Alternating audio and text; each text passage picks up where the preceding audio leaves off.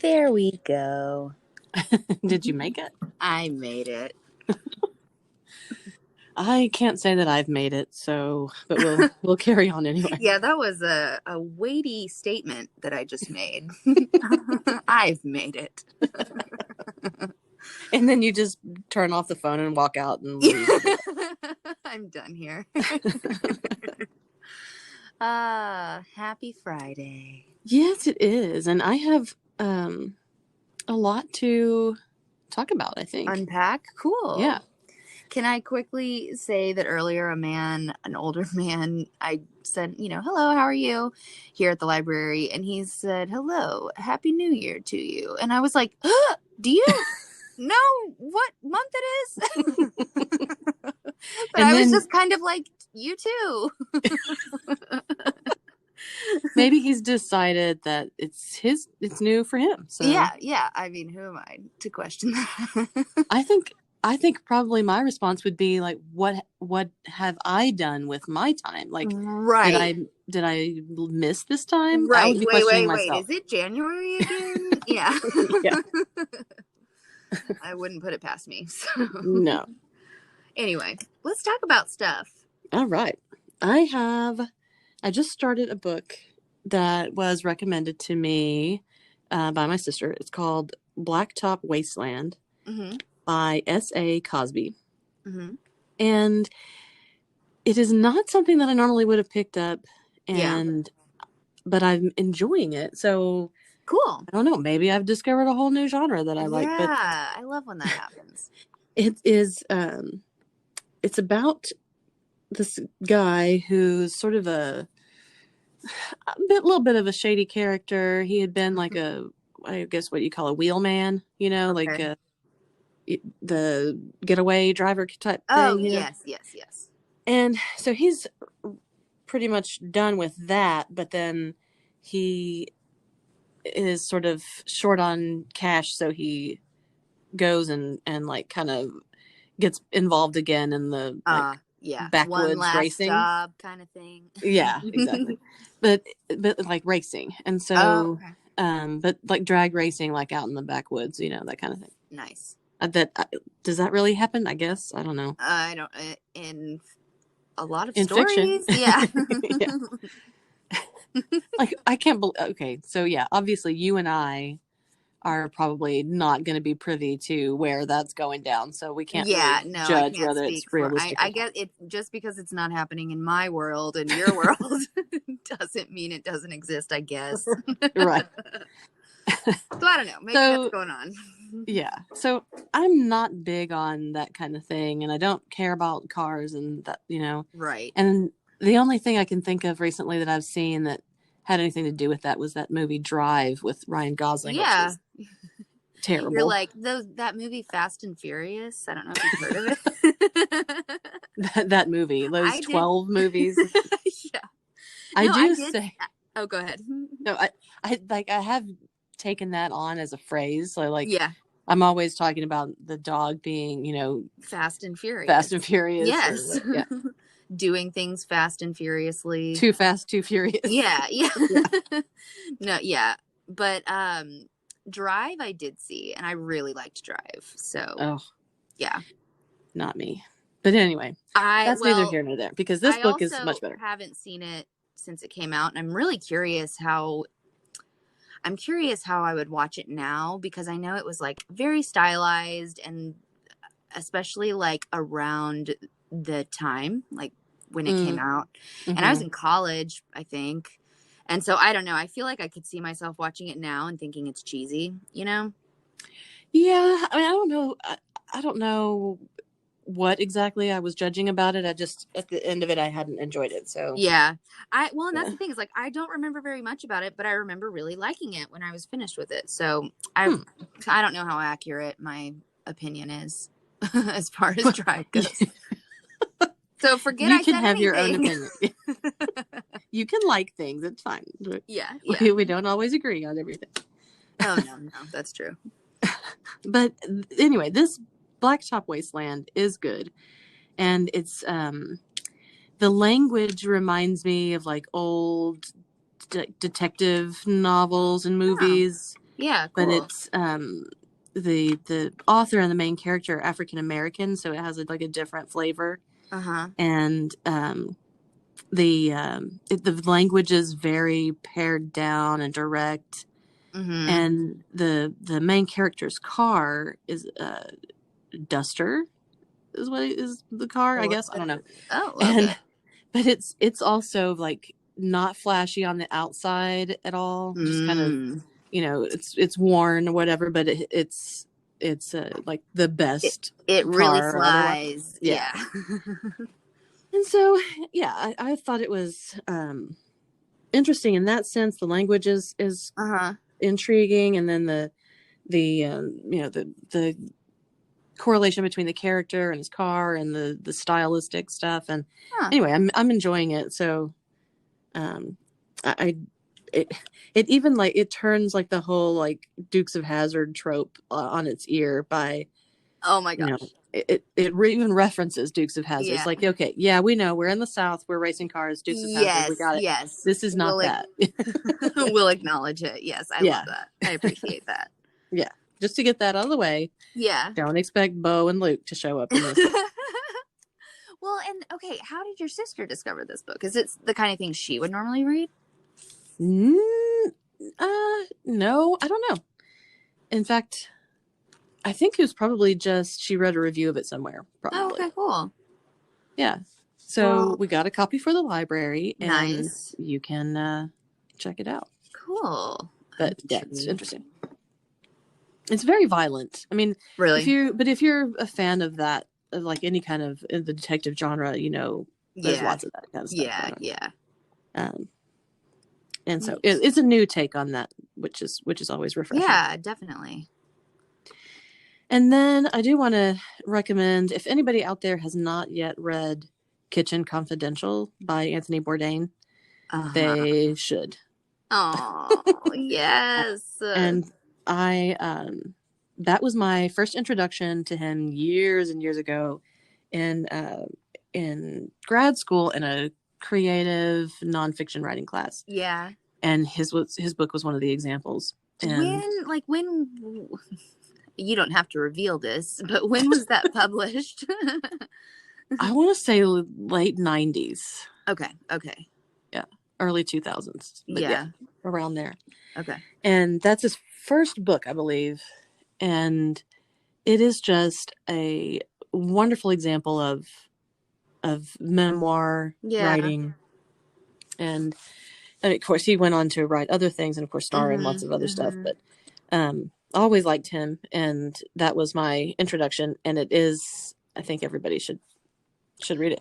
Whether you care about the world of chefs or not, it's sort of transcends that a little bit, I think. Yeah.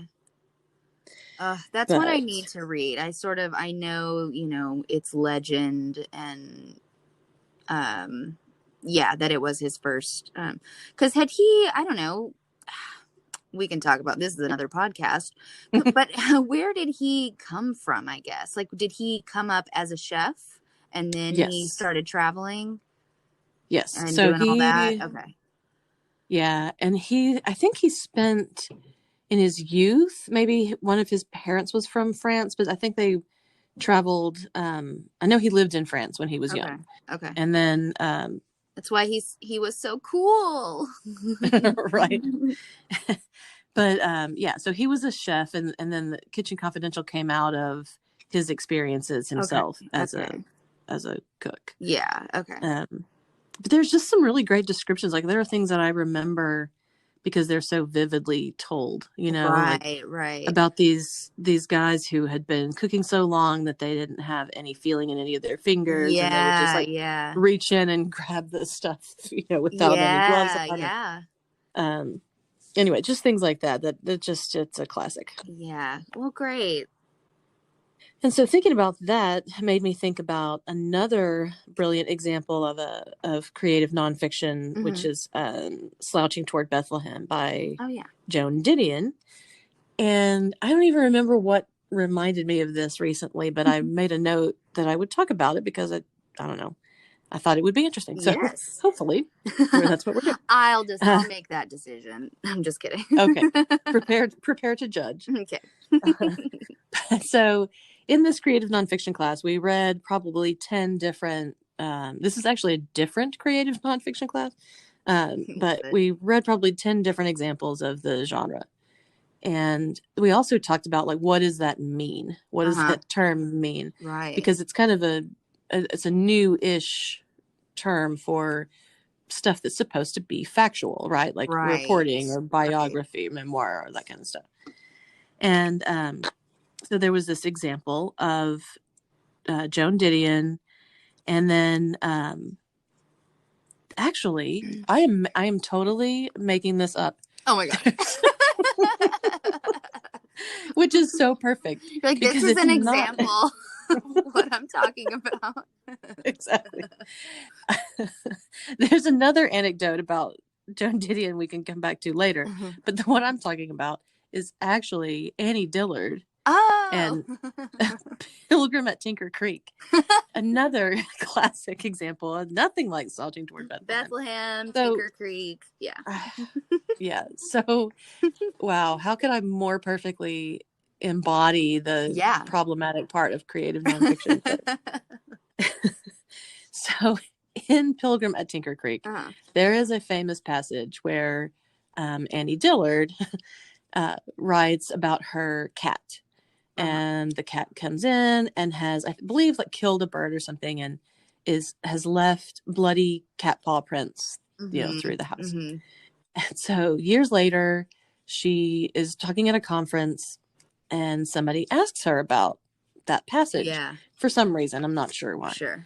And she just sort of tosses off without thinking about it that that never happened. Like, she had a cat, but she made up the part about the bloody paw prints. And it enraged people. Oh my god. People who care about that kind of thing. Obviously, people, other writers of creative nonfiction were like, you can't just make up something whole cloth. And go write a fantasy story while you're at it. Right. Yeah. So I just thought I would, I'm curious what other people think about that. Like, do you expect your things that you're reading that are memoir or like Kitchen Confidential or something like that to be just pure reportage, or like, what is the line that you have to draw between? I mean, I don't know. I feel like I have to say, I think it's a little, I don't want to say strange, but maybe a little strange to, and that it doesn't mean I'm against it, but a little strange to just sort of throw in things like that. Like when you're talking about your life, like your personal life, if you're writing, your memoir. Yeah. I don't know. I honestly, like, you kind of briefly brought this up earlier, and I almost feel like I need to sit with it a little bit. It's definitely something that on depending on the day, I have different feelings about it. And kind of depending on the person, weirdly. Like, if I had read, like, at Bossy Pants or, by Tina Fey, and then found out that, like, she just made up half of it. Or like she didn't really work at this theater or whatever. I'd be like, why? Like, why did you? Why? But I guess for me, it's kind of like that old storyteller thing. Does it make the story better? Because if so, maybe I'll be more forgiving about it. Yes, because I was gonna say at the same time, like I come from a storyteller. My dad is a storyteller, and he's a great storyteller. And, there are certain stories I've heard him tell over and over and over again. And sometimes, like, he doesn't go too crazy. He doesn't just make stuff up. But, he'll throw in, like, an extra, like, just give it a little embellishment. Yes. Yeah. Make it a little bit more interesting. And I don't mind that. Yeah. And I think part of it has to do with memory because, our memories are not infallible. It's weird, and so I can give you my accounting, and we've talked a lot about like stuff that we've experienced in our lives or our past, just little stories. That's all filtered through my memory. My siblings remember things differently. You know, your Yes. other people that were there remember things differently. Yeah. So, you know, I think there's definitely gray area there. Yeah. And I think it can be weird just to make stuff up, but at least I think she was honest about it. You Yeah. know, she's No, like, the fact that she didn't try to hide it, yeah, then I yeah. think I would have a problem. Yeah, that would seem like a just at the very least an odd choice Exactly. Exactly. to defend that kind of Yeah. thing. But otherwise, no, I think that it if it makes a good story, then I'm all for it. Yeah. No, Now, yeah, if you're on a ultimately, witness stand, maybe dial it back. yeah, You know, don't say that your cat's bloody paw prints covered the floor. led to the murderer or whatever. Yeah, Right. But yeah, no. yeah, no, In any case, I will say, I judged, and that was very interesting. And but really though, it is, and like I said, I think it is something that I'll definitely pay attention to from here on out, and I'll sit with this a little bit. yeah. We can come back to it. Maybe Yeah. there's some other examples. I think that Yeah, we yeah. can I'll be looking for it for sure. Well, the other books that I wanted to mention this week are couldn't really be more different. They're for sure made up, but David Mitchell is one of my favorite writers, and I've talked about his books before. I think recently I talked about Utopia Avenue, Yeah. which I have to say I did not enjoy. Oh. But yeah, but his other books, and I will always read whatever he's Sure. putting out. And it wasn't until I had read several of them that I realized that they are all interconnected. They have either they have a character or a concept or something that connects all of his books. Oh, I eat that stuff up. I love it. It's like a puzzle, like, you know, solving this mystery, and some of them are very subtle. Like in Utopia Avenue, I think it's very much set in a realistic world, whereas others like Cloud Atlas and the Bone Clocks, and those are very fantasy driven, right? Or parts of them are, and so sometimes it's hard to catch, and that actually makes it more intriguing to me because you have to be on your toes and you have to be paying attention, and right, and then you want to know, like, why exactly. what is this all leading to some big thing? Yes. What are the connections? Why are they there? I love it. I recently, my sister was telling me about how she saw some theory that all of the Pixar movies are set in the same universe, starting with Brave, you know, which is like Scotland in the Middle Ages, ending with Monsters Inc., which I guess means we morph into monsters eventually, or monsters take over. I don't know. But That's funny. I mean, it's a silly example, but I was like weirdly like, let's unpack this a little bit. Yeah, let's prove it to me. Yeah. Yeah. Anyway, very cool. That's a cool. Did you just discover that? No, I mean, I had known, or I had recognized some of it, but then there are still a couple of his books that I have not read that's like, you know, on my reading list, but and so that's maybe why that I didn't catch on as quickly, and I haven't read them one after the other, but I did realize after, I think it's Bone Clocks, and then Slade House is another one, and Slade House is very much just like not a vignette of something else, but just like it's much shorter.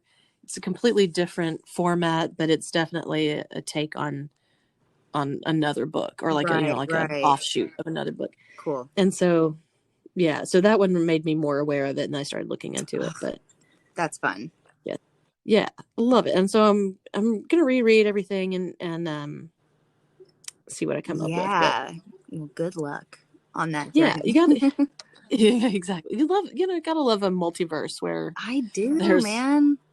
just connections, and you have to Yes. catch them. And here's another really silly example. Nick was really excited about the new Godzilla versus Kong or King. Well, I don't remember what it was called, but we watched it, and my takeaway was like it was fun to watch, as in looking at it with my eyes, but I just passively taking it in. yes, like you're not at thinking one about the plot, obviously the plot is terrible and weird, and like at one point I had been talking through something and I was like, oh wait, what did he just say? They were explaining something, and Nick was like, it doesn't matter. And we just kept watching. And he is so not like that. He is so like, I want to know, every detail. Yeah. What did we miss? Anyway, the thing, he told me that apparently, like, I didn't know that the King Kong and Godzilla worlds are apparently one world. And I mean, I just thought this was like an interesting movie.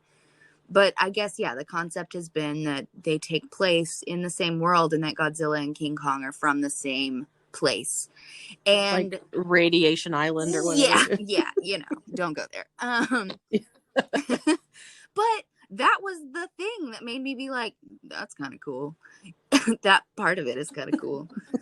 But anyway, my only experience with either of those, I mean, I guess I've seen parts of the early King Kong films, but I can remember when I was a kid on Saturdays, like at noon or something, it was like monster movie time, or I don't know what it was. But and so I watched like Mothra and Godzilla and stuff like that, like just being like a very small kid. Yeah.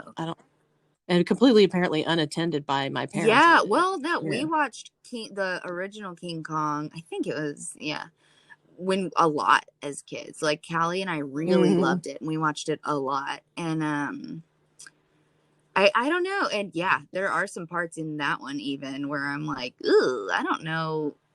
How did I take that in as a child?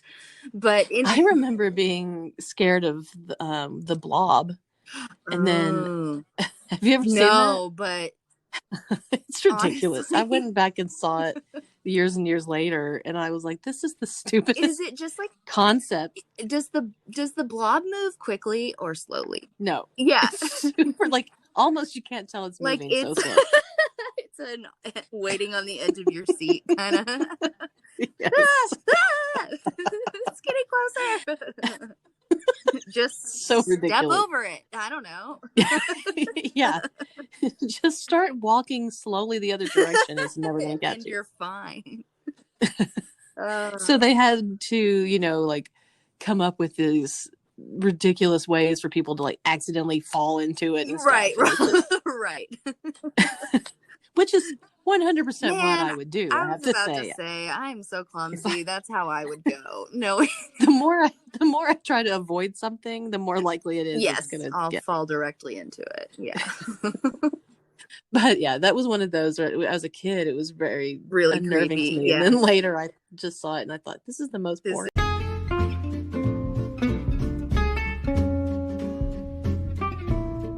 Technical difficulty. Well, I like how I was going to say, well, we left off with me asking you what color the blob on the movie The Blob is. Important stuff here, folks. Here we go back to the creative nonfiction. Maybe you remembered it one way? My memory of it is that it was kind of like pinkish. Oh. But I'm it like could about be to totally Google something. Yeah, we obviously need to know this fact before we can move forward with our lives. Oh, it's looking pretty pinkish. You're right. Aha. All right. Nice. So you can believe me about everything. Yes. I will follow you blindly. But anyway, so just you can picture people looking at this pinkish goo and screaming. Yeah. Just like unhinged, It like That's the this movie. picture. One picture makes it look like Pepto Bismol colored, like, Yeah. which is hilarious. Yeah. Well, yeah, Yeah. I need to watch that. It looks great and terrible. I think there was even an update to it after Oh, like the original one, which was in the 50s, I want to say. yeah. It says, oh, there's Beware the Blob that came out in 1972. Oh, of course. Yeah, You gotta and have the it's 70s version. Beware exclamation point the Blob. Beware. Oh, anyway, now that I've Yeah. gotten us super off track. No, that's hilarious. Okay, so but that was my early introduction to the monster genre. Yeah, yeah. Well, Saturdays on front of the TV yeah. after Mr. Peppermint or whatever else came on before Living the dream. that. Right. Oh, that's great. So those were the books that I've of course we've gone off track from the books Yeah, that we talked sorry. about, We but were talking about a book originally. Sorry. we will officially move away from that. And I recommended this to you the other day that I saw that was a recommendation from another podcast, My Favorite Mm-hmm. Murder, which it's not murder related. So I guess it Cool. was so good that they just talked about it on that Decided to podcast. talk about it. They'll sometimes do that, like where they'll just kind of do what you and I do, where we're talking about what we've been watching and reading. So Yeah. Which I'm always listening to that stuff. So, yeah, but yeah, they recommended In and of Itself, which yes. is on Hulu. Have you watched it? No, but I Okay. want to this weekend. I'll try. Maybe Nick and I will watch it tonight. I have it written down though, and I looked it up just to like make sure. Okay, yes, it's on Hulu. Yeah. Here we go. Yeah. So I don't even, and what I told you is that I'm not going to tell you anything about it because that was the instruction. I watched it with my sister. That was the instruction that we had. Don't look up anything about it. Just turn it on and watch play. Yes. And which is pretty much the opposite of how I operate usually. Yes, definitely. I got to see all the reviews and the receipts. And yes. Because am I going to waste my time with this? But we kind of had just some dead time, and well, I was like, okay, and just kind of jumped into it and turned it on. And it was definitely worth it. Cool. I still don't know exactly how I feel about it, and so we could maybe talk about that another time. But it was worth it, and it was worth not having any idea what it was, because I think if I read a description of it, I think they would be hard pressed to write a description that would make enough sense. That would do it justice. Yeah. Because I think any way that you would describe it, you'd be like, no, I don't think that sounds right. Well, that's cool. That's certainly intriguing. Yeah. So I'm just going to drop that in and we'll leave it there. Okay. Yeah, I will watch it and let you know. And then I watched a new series. It's on HBO. Mm-hmm. I think it's just one episode. Yes, it is. I think I know what you're about to say. Yeah, The Nevers. Yes. Which is steampunk, which I love. Mm-hmm. So fun. Mm-hmm. It's ridiculous, but you fun. Gotta lean into it. You really, yeah. And it's about turn of the century. Of course, we're in turn of the last century. We now have to say that because we're, anyway. But it's just turn of the century London. And one day something mysterious happens, and women. Mm-hmm. It is all women, right? No, mostly women. No, because... no. There's some men, but that was one of the things that made me go, okay, I want to know what's happening. Yeah, I'm ready for another episode. These people are touched, I think is what they call it. Yeah, like capital T. Yeah, yeah. That something happens to them, and it's all they each have a different sort of ability, power. Yeah. Some of them are like, one of the girls is giant, but others are just like super smart. Yeah. Or one of them like can understand all languages. My gosh, that concept was so crazy to me. Yeah. Like she can't speak in a way that anyone can understand because all of these languages are just like jumbled in her head, and so when she speaks it's like 8 Just some, languages. Yeah. yeah. That I thought that was crazy. And the woman who, I mean, I think this was who you're referring to when you said is super smart, who the inventor woman. At first I was Hmm. like, well, how is that, you know, an ability or power or whatever? Yeah. But that idea is really cool. I don't know, just being able to sort of, what did she say? Like she can, She describes it as like being able to see electricity or something, and or like match energy. energies Yeah. and build stuff like that. Yeah. And Nick and I had like a little discussion about it, and he was like, that doesn't make sense. Like how would, and I was like, I bet she's also a genius, you know, like and just how, I don't know. I just thought that was an interesting one. I love superhero people having powers kind of stories because I feel like that gets like more and more broad. Um, Yeah. I love stuff like that, and my favorite thing about it is like learning whatever all the powers are. You know, I love when there's someone where you're like, "Ooh, they haven't discovered theirs yet. What Hmm. could it be?" I love that. Yeah. And there's a lot of characters in the show, and I know, so because yeah, it, I was saying it seems like a lot of people were mhm. affected by this. You know, whatever happened. Which I think is great because that leaves so many avenues for storytelling. You know, Yes. it's not just like the one antagonist and protagonist. It's more complex, and Yeah. you don't really there is like a good side versus bad side, but you don't really know. Can There's I some just also. say, this villain, girl. Yeah.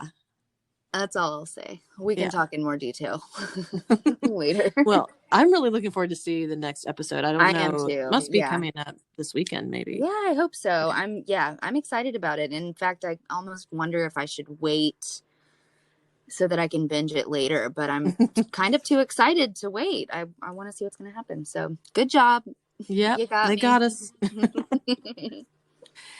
The other thing that I kind of got sort of sucked into is there's this series. Uh, Maybe she does YouTube series, but also it's on TikTok, and it's the Weird Wide Web is what she calls it, Uh-huh. Uh-huh. and it's just random stuff that she finds that are just like bizarre stories. Love it. And we don't have to go down the rabbit hole on that, but there are so many just oddball things. Like one of them, it's almost too creepy to mention. I don't know, Ooh. because it's just weird. So Yeah. like you can't really describe it any other way. But there's this guy who for years and years Mm-hmm. just posts. I think if it's not daily, then it's weekly. It may Uh-huh. even be daily. It's Uh-huh. some crazy amount of stuff where he's just sitting on the floor, Uh-huh. smiling, Mm. staring at the camera for So 4 hours. wait, hold on. He's posting He's posting pictures. like a video stream of Oh. himself Oh. Oh. sitting still, just For staring at the camera with this huge grin on his for face 4 hours for or hours. Yeah, at a time. what? Yeah. I And like, mean, it sounds like a waste of time, except I guess he's kind of famous now, so if that was the goal. yeah, I think it's even called like sitting and smiling. That's what it is. And I don't want to Google that. That's so weird. I'm telling you. So she's describing it, and I was like, okay, that's pretty weird. But then she shows a video of it. It's like, Mhm. oh, Yeah. whoa, he's just super creepy. Well, And it's the kind of scary that's like less is more, you know? It's that like to me, I was talking about this recently, how one of the scariest things you could do, like it could be any setting in a movie or real life, I guess too, where you walk in and say the person is facing the other way and you like say their name and they don't turn around, like Blair Witch yeah, style, you know, but it could be in any setting. And I think that's the creepiest Yeah. But it's yeah, that it makes me think of that kind of creepy. Well, and this guy, so he's got all of this, you know, years of footage. And one time, apparently, it caught somebody trying to break in to the door behind him. What? Like they opened the door. Wow. It's just, and he doesn't react, I think is what it was. Anyway, just so bizarre. And My mouth is hanging open under my mask over here. you just, there's no, anyway, it makes me worried. Like, do we know this guy? You know what I mean? Like Right. somebody that you see, he's just getting his groceries or comes to the library or whatever. And then he goes home and does something like Does that that? like obsessively. Anyway, Oh. it makes me worried about other people. It's so weird. Yeah. And so there's lots of things like that. Interesting. I mean, I'm Just still weird stuff on the web. intrigued. I'm weirded out, but I would still Yeah. listen to it. Yeah. I mean, kind of, you want to know, right? Right. Like you don't want to be taken by surprise. I'm glad, I'm glad that Yeah. I do know about it, I guess. But Yeah. anyway. Oh, cool. But along those lines, there's another, and maybe it came from her or something like that, something related. Uh-huh. But there was this guy, his name is Stephen Kubacki, Uh-huh. and he just vanished when he was in his early 20s, I want to say. And maybe, I think he was on a skiing trip. So like they find his skis and his ski poles. Right. He's not there. He's just gone. Never to be heard from again for like several years or something. At least a year. So here I'm like It's not remembering all the details, but right, but it was at least get a the year. general idea of the story. Yeah. Sure. Okay. And then one day he knocks on his father's door and he's back. He has no memory of what happened to him. What? And his father's door was like, his father's house was in a different state from where he vanished from. And so he says he woke up and was in some kind of a clearing or something, still like 4 hours away from his father's house. And he said he woke up and had the feeling that he had been running for a long time. For like, I guess the physical feeling. Just kidding. Yeah. That would be a very specific feeling. Right. So much pain. Yeah, exactly. And so, yeah. And so then he just went on. He, they of course covered it because that's amazing. What happened. But he never would speak about it. Yeah. He is still alive. He's like on Twitter and stuff. And he's also just like, he's kind of a strange guy, like the stuff the tweets that I saw from him. Yeah. But otherwise he won't talk about it to anybody. But and the reason he says is because he doesn't know. He doesn't remember anything. Yeah, there's nothing to tell.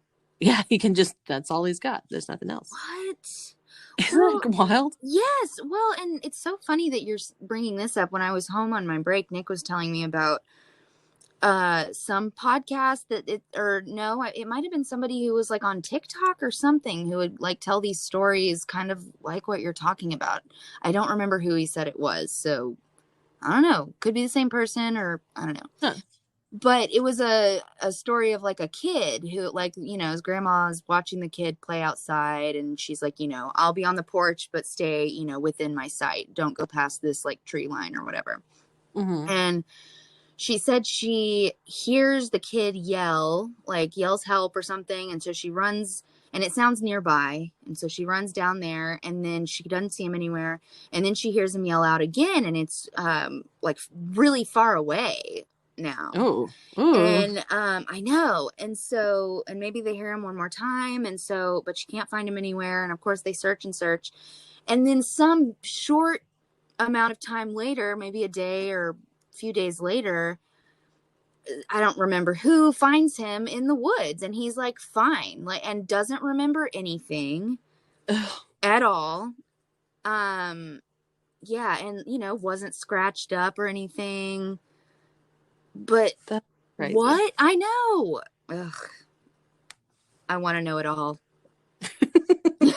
I want all the answers. I can't have anything that's yeah. I really do. But anyway.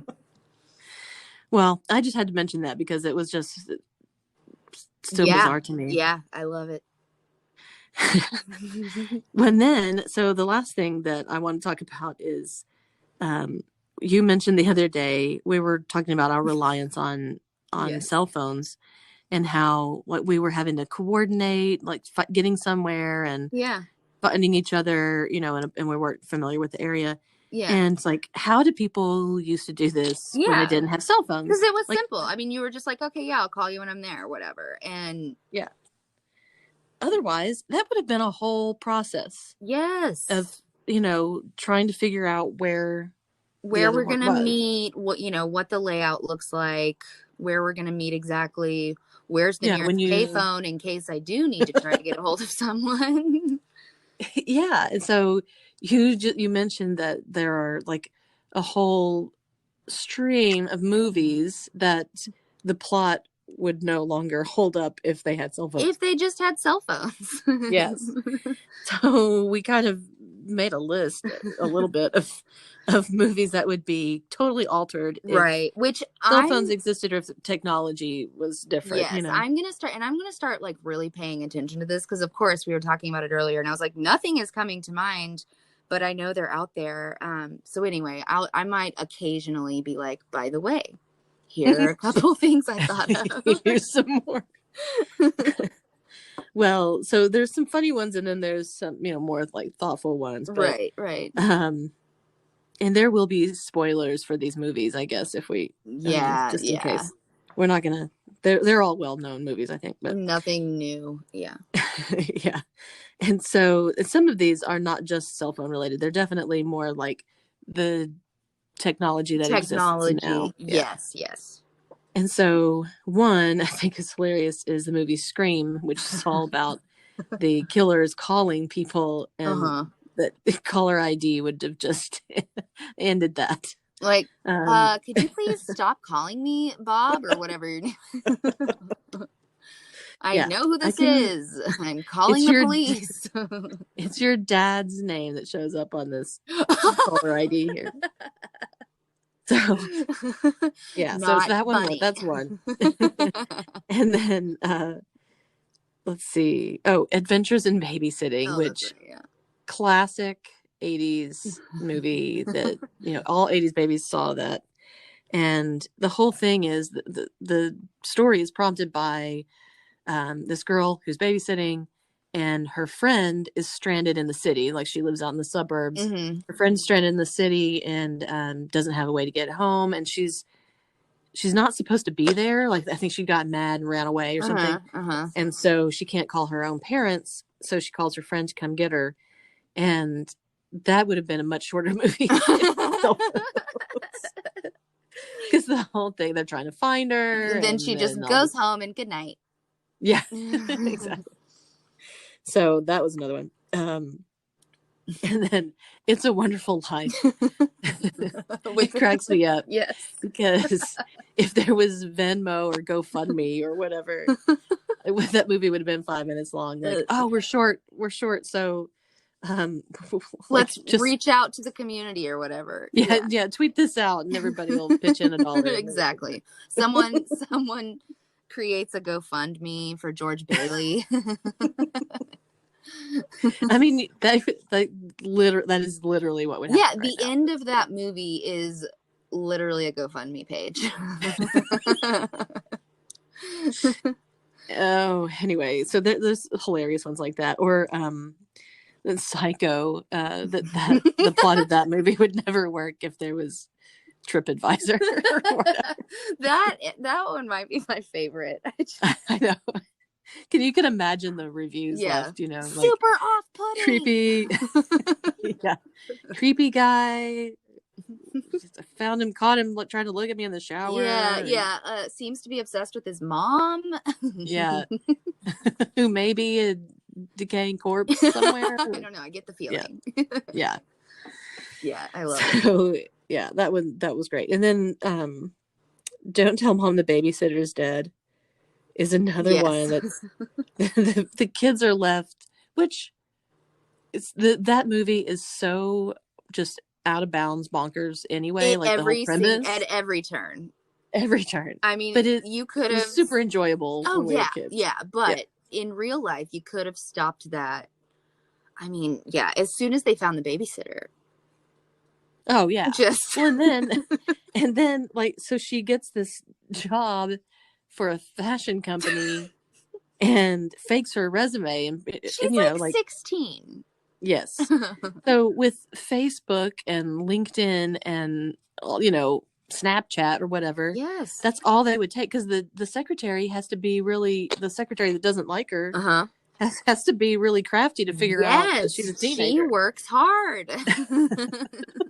And I remember being like, yeah, I kind of sympathize with you a little bit. Like, you should get to the bottom Be of questioning this. this. Yeah. Yes, Like, this young child she comes in there and starts taking over taking over everything. the place. I'd be mad.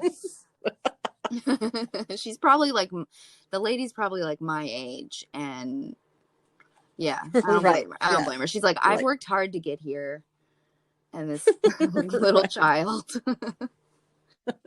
Anyway. And there, I did find a list of some that were like that, that the way that they were writing was just hilarious to me. So I have to share a little snippet of it. But the movie, North by Northwest with Cary Grant, the whole thing is that he's got, it's a mistaken identity thing. So these mysterious spy people think he's an advertising executive, but they think that he's some kind of federal agent. Right. And, again, Google would have cleared that up really quickly. Dude, I found your Facebook page and this isn't you. You're not a secret agent. Or even if it wasn't something that obvious, there are just plenty of ways to, deep dive. Like, ask Reddit say, like, look, or whatever. Yeah. I work on Madison Avenue. Call my, whatever. Yeah. And then another hilarious one is Chinatown. The whole movie is Jack Nicholson trying to find out who's the bad guy. who owns the water rights. And that would be another thing that, you just Google. The internet. Yeah. And then they said that the final line in that film would be, "Forget it, Jack, it's WikiLeaks." That's right. So, yeah. Which, the leaks, even that play on words is pretty beautiful with what it's about. Exactly. Anyway, so there's a lot of those. So once you start looking at those, and I think we have discussed previously that now we're watching movies and shows, from years ago, and how there's so many things that are jarring in them. Yes. Like whether it's things that people would not say in public anymore, that things we've decided are really inappropriate. Yeah. Or just, products or just ideas. There's all kinds of stuff that once you start thinking about that. And I think people were probably saying, well, yeah, of course, obviously, movies are time capsule, to a certain extent. But I think what is striking for at least the conversations that we've had is that we're seeing this from things that were happened in our childhood. So it's not like I lived ancient history. Yes. I saw this 20 times when I was 12 and now I'm seeing it through different eyes. Through new eyes, that's for sure. Right. Yeah. Well, I want to know if anybody else can think of examples of movies that would be spoiled. Yes. Technology was different. I like this game a lot, even though I cannot in my mind. Oh, I think I said Sleepless in Seattle would be at least a great example. Not as complicated now, because I can't. Right. I haven't seen that movie in a long time, but I think like the little girl does some kind of computer magic, and I don't remember, but there's definitely like they were both in the same place at the same time, but they don't know what the other looks like. Right. Which, exactly. Facebook doesn't allow that to happen. Right. And there's just several things like that. That's kind of another one of those identity ones where it would be cleared up pretty quickly. Yes, exactly. But yeah. Anyway, so hit us with your favorites, and we'll maybe revisit these if we come up with some more. Yeah. But I think that's it. I'm looking forward to the How To Festival tomorrow. Tomorrow. Yeah, I am so too. yeah, we didn't do it last year, but it's something that we started back in 2013. So this is one of our longer running Mhm. events, and looks to be lots of fun. It's going to be Yeah. outside, and some cool people coming to do cool stuff. So Yeah. Join us. Why don't you? yeah, exactly. Come on out. Yeah. And so hopefully we'll see you there, or we will talk to you next week. Yeah. Have a good one, guys. Yeah, bye.